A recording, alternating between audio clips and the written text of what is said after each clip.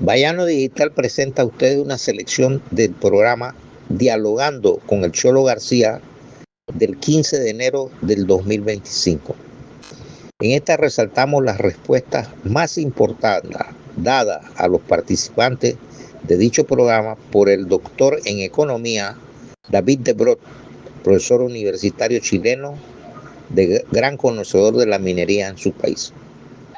A través de su respuesta, el doctor de Brot nos permite ver la triste situación de la minería chilena y concluir que la manifiesta preferencia del gobierno y las mineras por traer solamente asesores de origen chileno no se justifica.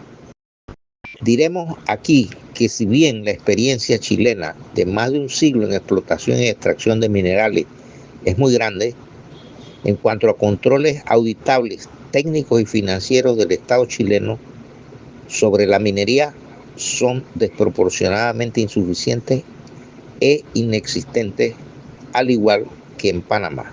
Con ustedes, dicha selección.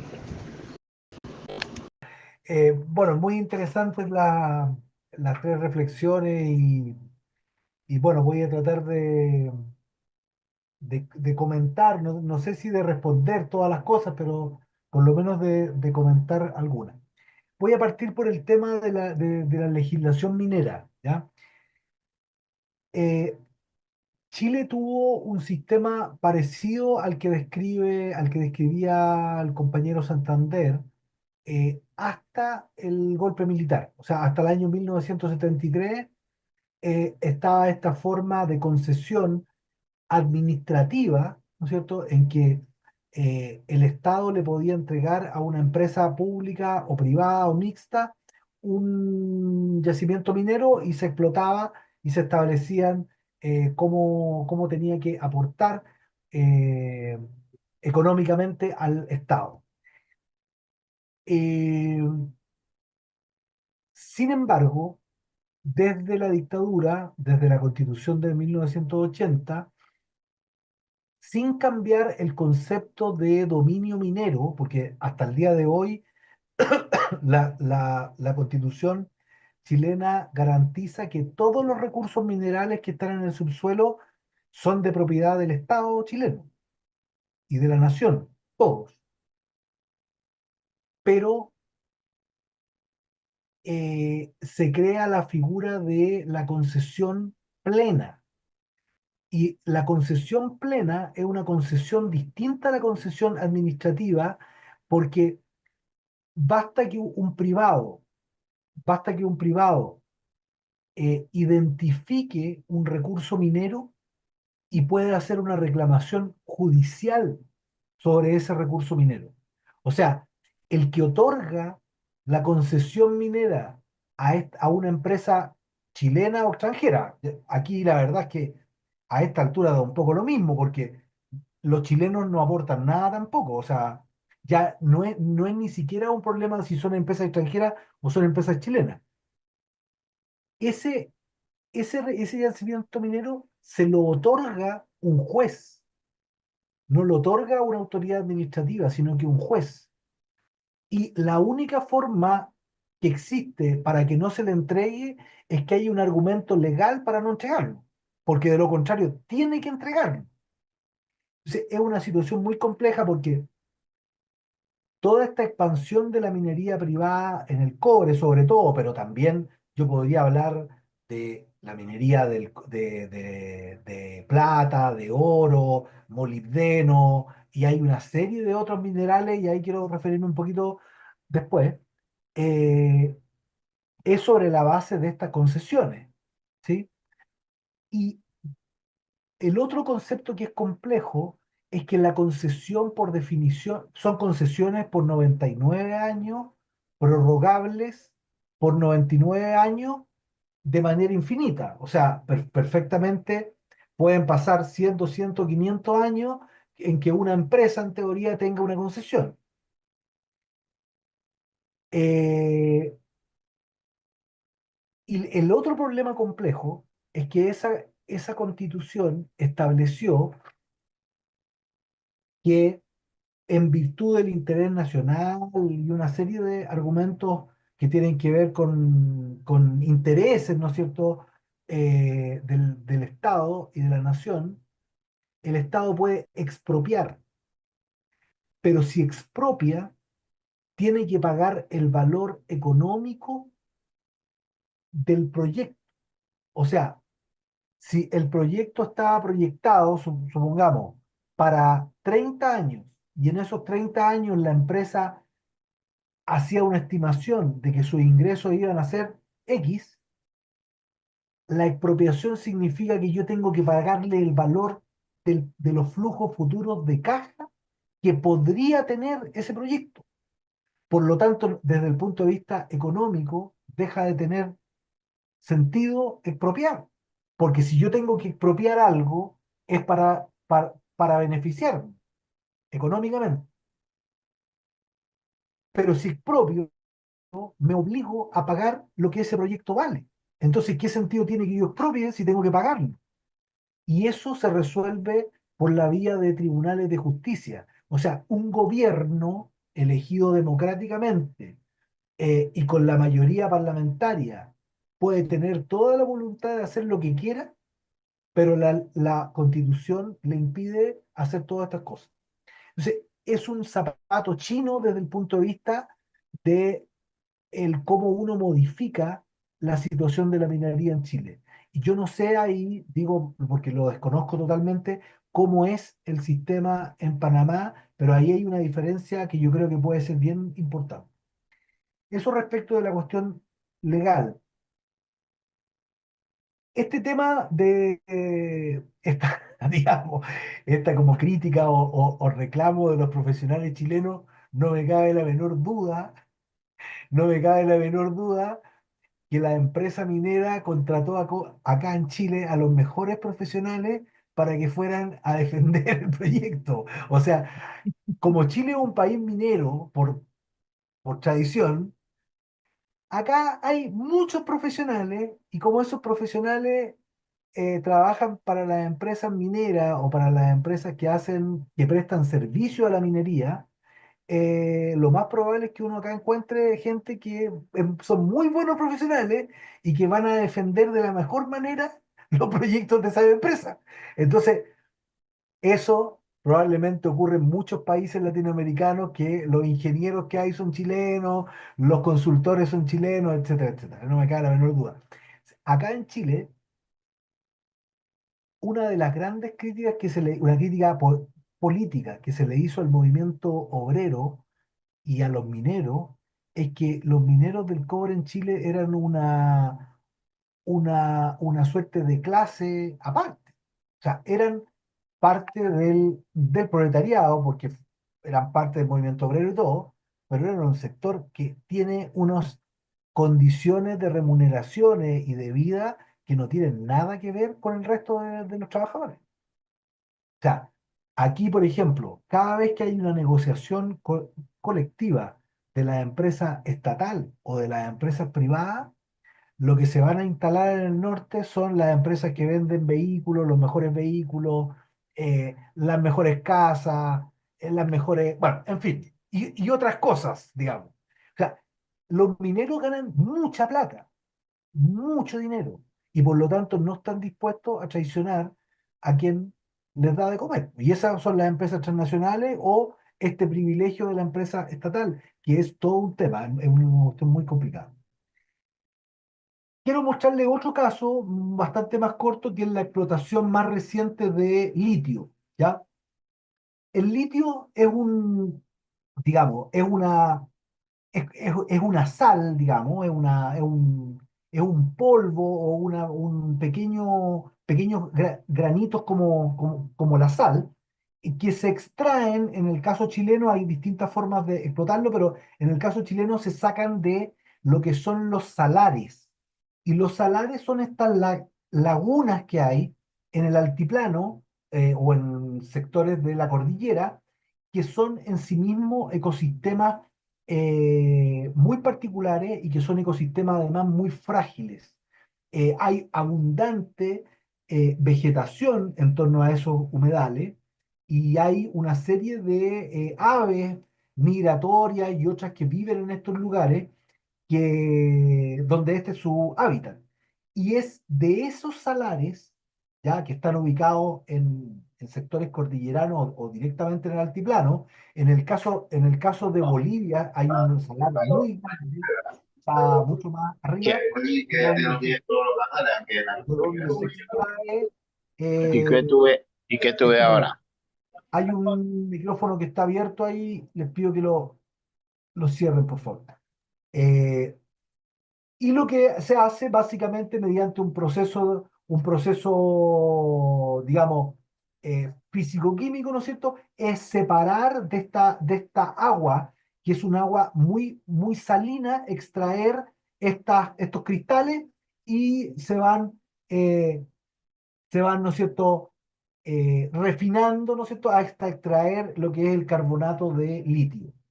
La, para hacer, para hacer el cuento muy corto, eh, esta es una historia relativamente reciente porque Chile no explotaba principalmente litio, se explotaban otros minerales en esos yacimientos y después cuando se le encuentra la utilidad para las baterías de los autos eléctricos y en general de la electromovilidad, empieza a haber un boom del litio y empieza toda una discusión de la necesidad de explotar el litio, pero con una empresa nacional.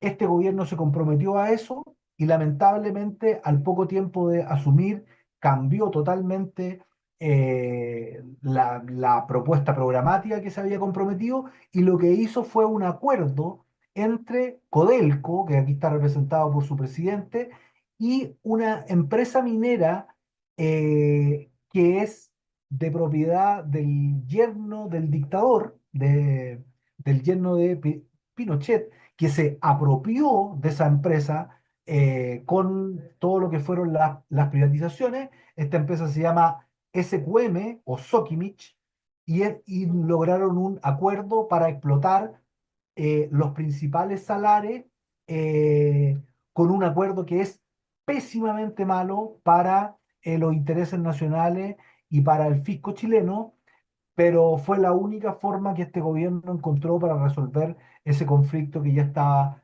desatado. Esto es una empresa que además está totalmente comprometida con el financiamiento ilegal de los partidos políticos, y por lo tanto ha sido un escándalo que ha remecido en los últimos años a la opinión pública aquí en Chile. Cuando se suscribió ese acuerdo, las comunidades de estos sectores reaccionaron bastante firmemente, no queriendo avalar esos proyectos, porque además hay toda una afectación que tiene que ver con las aguas y con los ecosistemas, que como les decía, es bastante frágil. No sé si, disculpen, les hago una pregunta. ¿Cómo estamos con el tiempo? Porque quiero mostrarles un video aquí y mostrarles otro caso y con eso termino. ¿Cómo No hay estamos con el tiempo? problema. Sí, No hay problema. continúa, Vale. David, estamos Voy bien. voy a mostrarles, pero les pido que me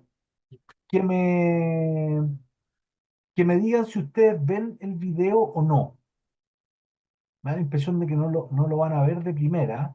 Ustedes ahí no lo están viendo, ¿no es cierto? ¿No? Estamos viendo la filmina donde dice comunidad. El otro tema esto de la presencia de otros minerales en la explotación del cobre, absolutamente. O sea, eh, claro, las estadísticas muestran separado el cobre del molibdeno y todo eso, pero la verdad es que en la explotación de cobre se obtienen todos esos otros minerales, oro, eh, estas tierras raras que ahora son bastante cotizadas.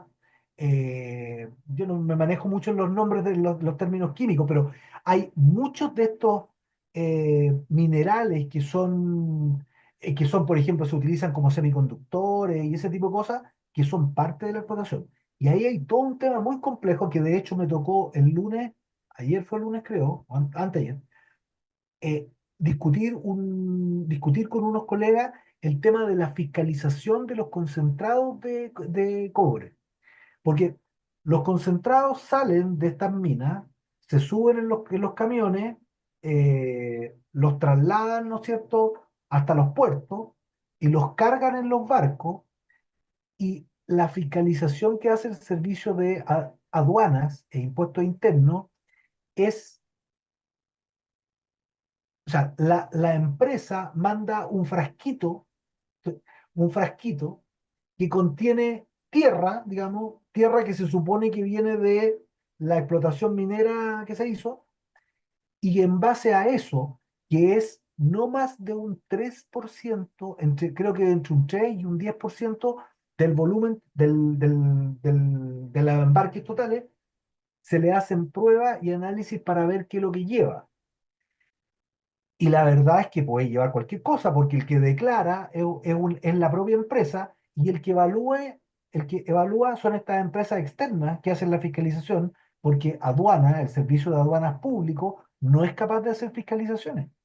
Entonces, en la práctica, lo que hay es un saqueo de todos estos otros minerales, que muchos de ellos valen bastante más que el cobre, evidentemente. Hay oro, plata, etc. Así David, que, David, un paréntesis ahí. sí. No tiene nada que envidiarle a lo de Panamá. Es que Igual, probablemente es algo muy común en la minería. Yo imagino en la minería en África, la cosa debe ser bastante similar. O sea, el saqueo de esos países, diciendo, mira, vamos a explotar cobre, concentrados de cobre, y en realidad se están llevando el filete a esos países sin pagar nada por ello. en uno de los Cualquier informes, parecido con persona viva o muerta es pura maldad. mira, Claro, David, en uno de los, para que continúe, David, pero mira, en uno de los informes que tuve acceso de First Quantum Mineral en Canadá, ellos dijeron, ok, eh, nos llevamos, por decir algo, 50 toneladas de concentrado de cobre y 3.000 onzas de oro. Eso lo tienen que reportar. Y lo reportaron así. Entonces, claro. 3.000 onzas de oro, cuando yo veo eso y me ubiqué en el año y en la fecha y todo, en aquel momento la onza de oro estaba en $1.900. Entonces, cuando tú multiplicas $1.900 por los 3.000 que ellos dicen que 3.000 onzas que estaban allá, en oro se llevaban mucho más que en cobre, porque el cobre estaba la tonelada en $4. Claro, pero es que el problema fundamental es que o sea, ellos declaran que los concentrados de cobre va este mineral, este mineral, este mineral. El, Además que hay un tema de que la normativa establece que se declaran algunos minerales, no todos, No porque si todo. no sería una cosa la tabla periódica completa, eh, y, y ellos sistemáticamente subdeclaran y el Estado además no tiene capacidad de fiscalizar. O sea, no es que no tenga capacidad, no hay personal para hacerlo y además no se ha dotado de la tecnología para hacerlo, porque tecnología existe. Hay tecnología. El otro día conversábamos con un colega, puede que me equivoque un poco, pero hay unos sistemas que se utilizan como de radiación nuclear que permiten en el fondo escanear qué es lo que va realmente. Y con ese escáner yo sé que va tanto porcentaje de oro, tanto de plata, tanto de molibdeno, tanto, en fin, de los distintos minerales. Pero el Estado no tiene esos sistemas. O sea, pudiendo tenerlos, no los tiene. Lo otro, esto que comentaba el compañero Sánchez del grupo de Lavandero, mira, yo estudié economía en una universidad bastante particular aquí en Chile, que entre paréntesis ya no existe porque fue un proyecto de la izquierda que en Chile que duró un tiempo y después fracasó. O sea, no es que fracasó, sino que tuvo problemas económicos y cerró. Pero en ese periodo que eso fue muchos años después, en el periodo en que yo estudié, el director de la carrera había sido presidente del comité ejecutivo de Codelco en la Unidad Popular, ¿ya? Y por lo tanto vivió la experiencia de la nacionalización del cobre, y bueno, y parte de nuestras conversaciones eternas eran sobre estos temas. Entonces, él, él con Lavandero fueron los que empezaron a promover toda esta discusión a principios de los años 90. Lavandero, no sé si te entendí mal, Sergio, pero te entendí que tú planteabas, o sea, que tú sabías que él estaba fallecido o algo así. Lavandero está vivo, ¿ya? Está Yo vivo. entendí que había fallecido.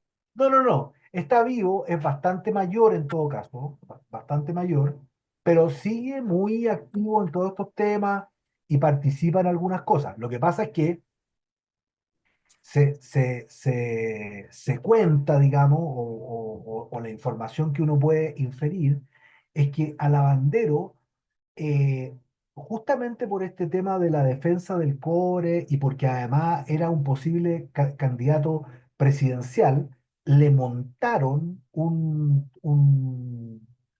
caso judicial y Y lo con mataron niñas y eso, sí. políticamente. Lo mataron políticamente, o sea, lo sacaron del